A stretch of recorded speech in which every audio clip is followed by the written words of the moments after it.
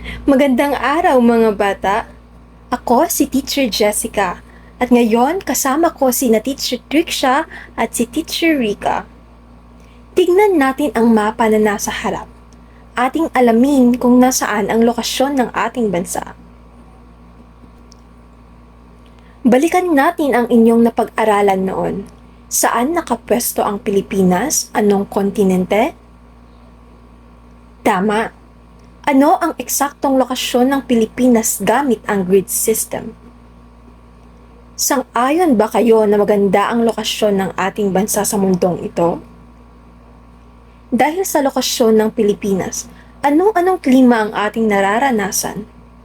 May epekto ba ang klima sa pag-unlad ng ating bansa? Sa anong paraan? Magaling! Ano pang mga produkto ang maaari nating makuha sa mga anyong lupa? Magbigay ng halimbawa ng gulay. Mahusay! Pagsasaka o pagtatanim lang ba ang pwedeng pagkuhanan ng mga produkto? Ano pa?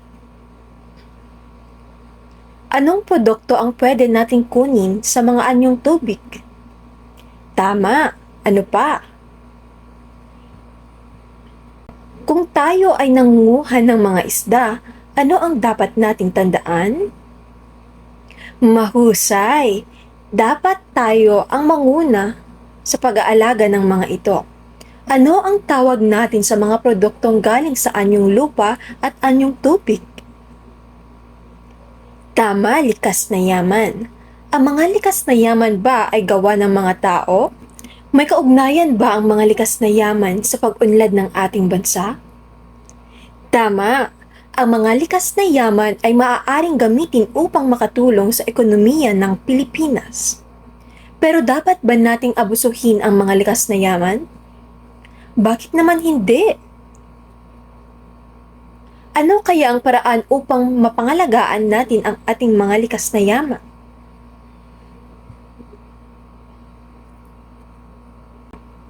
Magaling! Kayo ba ay natutuwa na tayong mga Pilipino ay inaalagaan ng mabuti ang ating bansa? Mabuti kung ganon. Ating pahalagahan ang ating mga likas na yaman dahil mas malaki ang kapalit nito sa atin. Ano ang matatamo natin kung aalagaan natin ang mga ito? Magaling mga bata! Alam kong gusto niyong maglaro at dahil dyan, may inihanda akong mga larawan pero may mga nawawalang parte. Ang inyong gagawin ay huhulaan niyo ang larawan. Suriin kung ito ba ay anyong tubig o anyong lupa at sa tabi nito, isulat ang tamang sagot batay sa uri nito. Isulat sa inyong papel ang inyong sagot. Naririto ang mga pagpipilian.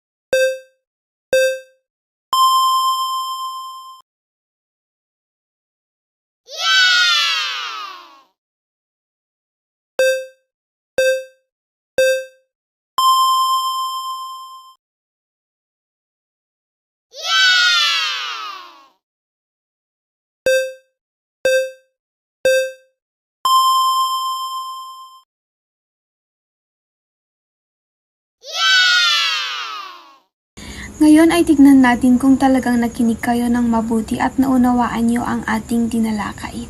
Kayo ay hahatiin ko sa 7 grupo at magkakaroon ulit kayo ng aktibidad.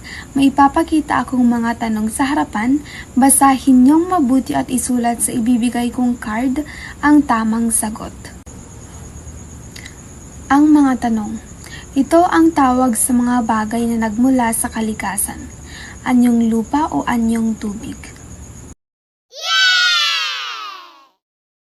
Ikalawa, dalawang klima sa ating bansa.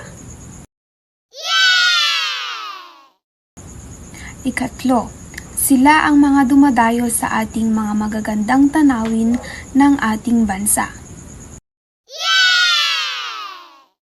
Ikaapat, sila ang tunay na yaman sa bansang Pilipinas. At ikalima, sa bansang ito ay makikita ang mga magagandang tanawin gaya ng Banawe Rice Terraces.